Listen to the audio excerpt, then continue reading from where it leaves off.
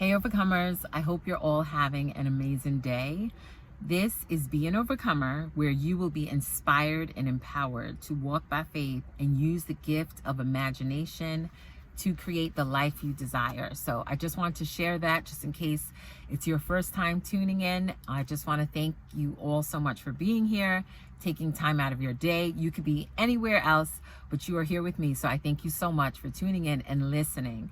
So today's message, what I want to share with you is ignoring the 3D to bring in your manifestations faster. Okay? So this world, as Neville Goddard speaks about, is based off of our assumptions, off of our beliefs, the things that we continually focus on. And he shares how assumptions harden into facts. Today, I want to read to you from The Power of Awareness. And he shares a testimony of a grandmother who, I guess basically she went to one of Neville Goddard's lectures. She had met him in person, and he was basically sharing with her the technique, which is the state akin to sleep. And basically what that is as you are falling asleep at night, you will visualize and think about that thing that you desire and drift off to sleep. So for example, if it's success in your business, you're going to envision and believe that you have that success now. And as you are falling off to sleep and your conscious mind basically shuts off and your subconscious is taking over, that visual will go into your subconscious and it will create. And it's one of Neville Goddard's techniques, and he talks about it throughout his book. So anyway, in this story, this testimony, Neville Goddard shared it with this grandmother, and at the time, her grandson was with her, and he desired to have a dog. And so I want to just read to you what the boy says. When the boy and his grandmother were leaving, he looked up at me with great excitement and said, "I know what I want, and now I know how to get it." Surprised, I asked him what it was he wanted. He told me he had his heart set on a puppy. To this, the grandmother vigorously protested, telling the boy that it had been made clear repeatedly that he could not have a dog under any circumstances, that his father and mother would not allow it, that the boy was too young to care for it properly, and furthermore, the father had a deep dislike for dogs. He actually hated to have one around. All these were arguments the boy, passionately desirous of having a dog, refused to understand. "Now I know what to do," he said.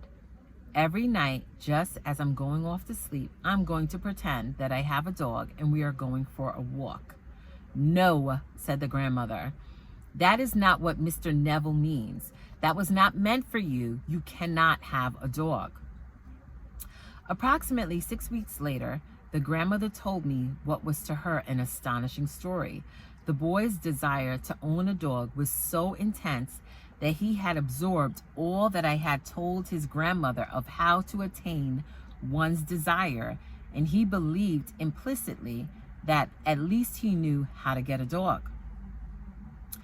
Putting this belief into practice for many nights, the boy imagined a dog was lying in his bed beside him. In imagination, he petted the dog, actually feeling its fur. Things like playing with the dog and taking it for a walk filled his mind. Within a few weeks, it happened. A newspaper in the city in which the boy lived organized a special program in connection with Kindness to Animals Week. All school children were requested to write an essay on why I would like to own a dog. After entries from all the schools were submitted and judged, the winner of the contest was announced. The very same boy who weeks before in my apartment in New York had told me, "Now I know how to get a dog," was the winner. In an elaborate ceremony which was publicized with stories and pictures in the newspaper, the boy was awarded a beautiful collie puppy. In relating this story, the grandmother told me that if the boy had been given the money with which to buy a dog, the parents would have refused to do so and would have used it to buy a bond for the boy or put it in the savings bank for him. Furthermore, if someone had made the boy a gift of a dog, they would have refused it or given it away. But the dramatic manner in which the boy got the dog, the way he won the citywide contest, the stories and pictures in the newspaper, the pride of achievement and joy of the boy himself all combined to bring about a change of heart in the parents. And they found themselves doing that which they never conceived possible. They allowed him to keep the dog. All this the grandmother explained to me, and she concluded by saying that there was one particular kind of dog on which the boy had his heart set. It was a collie. So basically, awesome testimony. The boy in his imagination, every night as he was falling asleep, envisioned himself walking the dog, petting the dog. He had his mind set on a collie.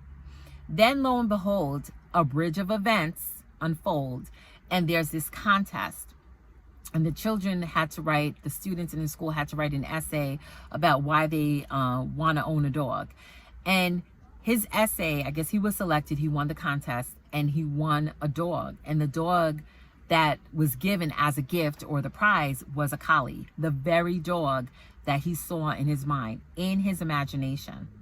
So here's the thing. In order to achieve and have those things that you desire, you must ignore the 3D and go within. And this is why in some of Neville Goddard's books, he talks about there's no one to change but self. This outside world, circumstances, conditions, while they seem like they are rooted and planted, it's subject to change. And it's based off of your thoughts, which you think on a continual basis.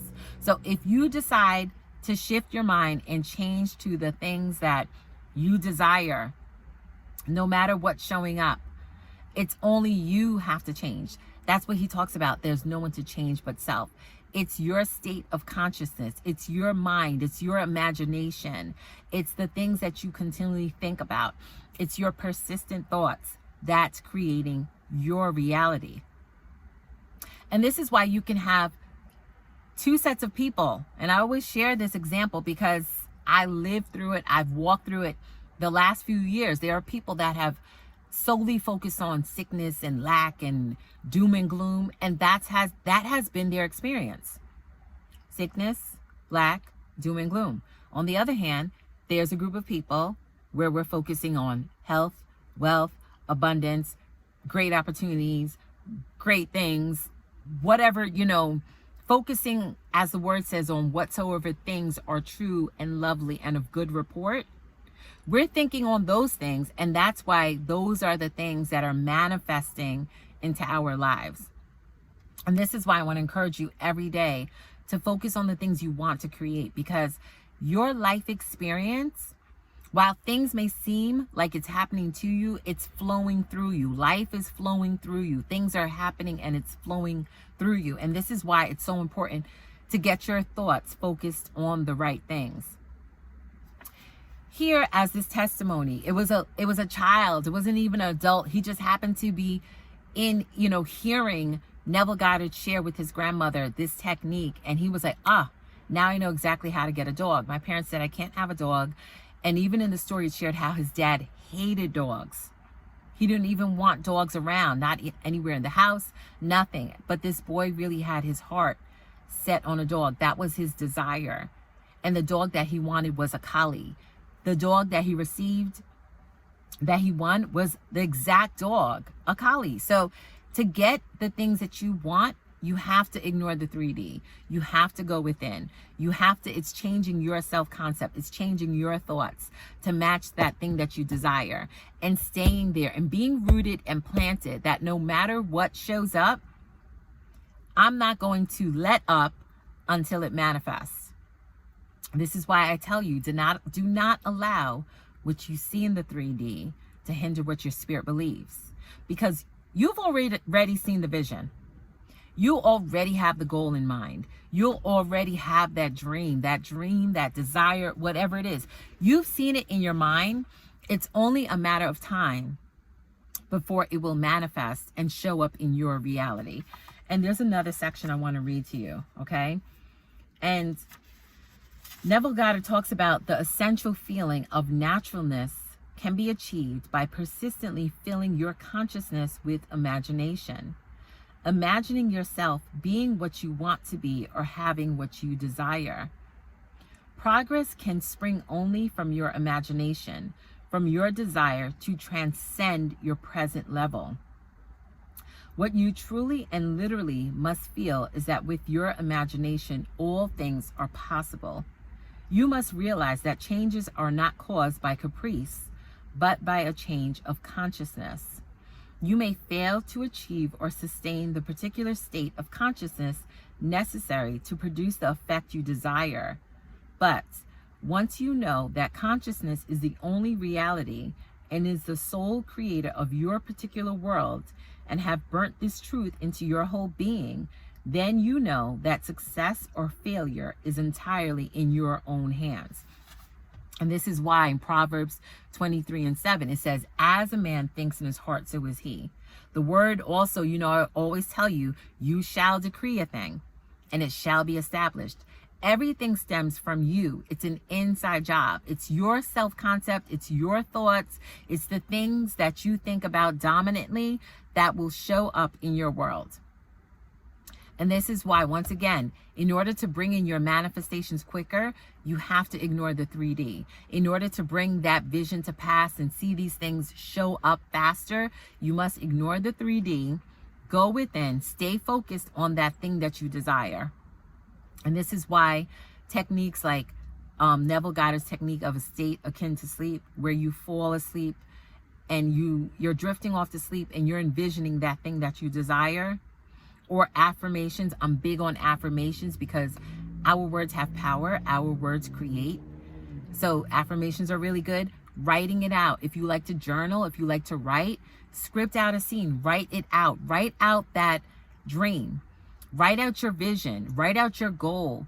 And write it in the present tense as if you have it now. Okay? Because as it says here, all things are possible.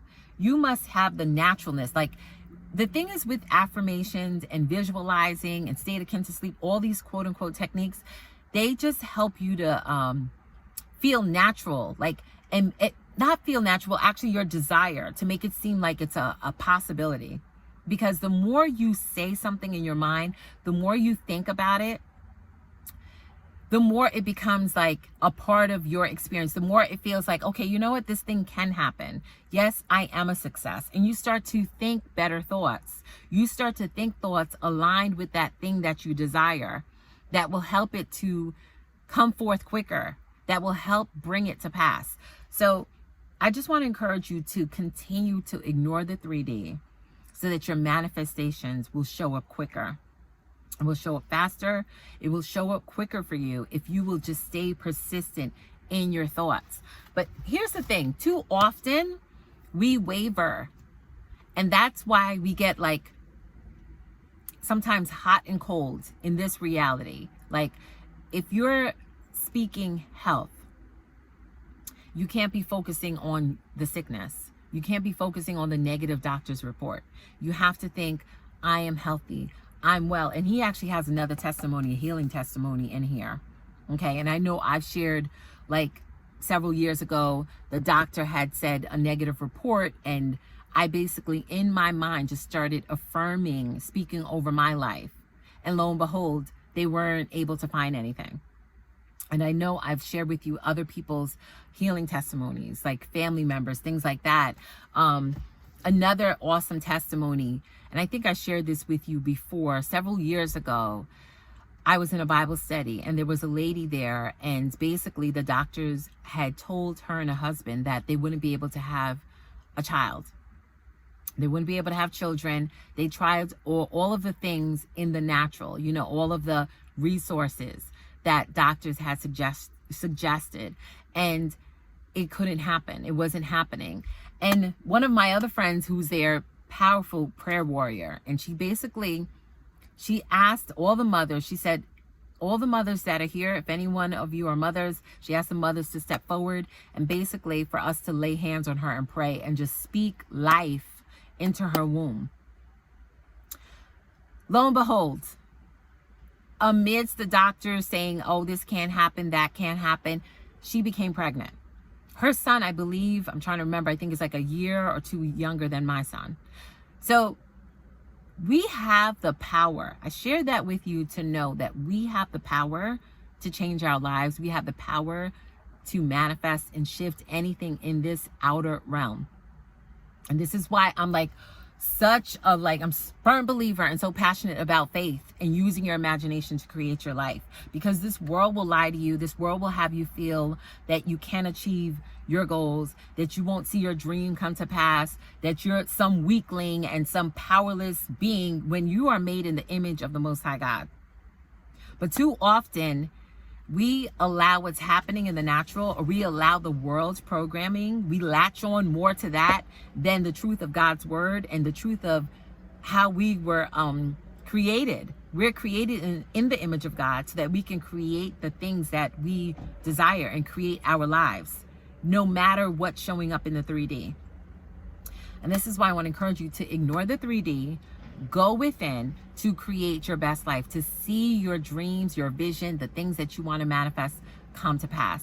So I hope this encouraged you today. I hope it blessed you today. I hope you feel inspired to ignore the 3D, to walk by faith and use your imagination. So if you like this message, please comment, share, subscribe. Thank you so much for taking time out of your day to be here. And always, be an overcomer.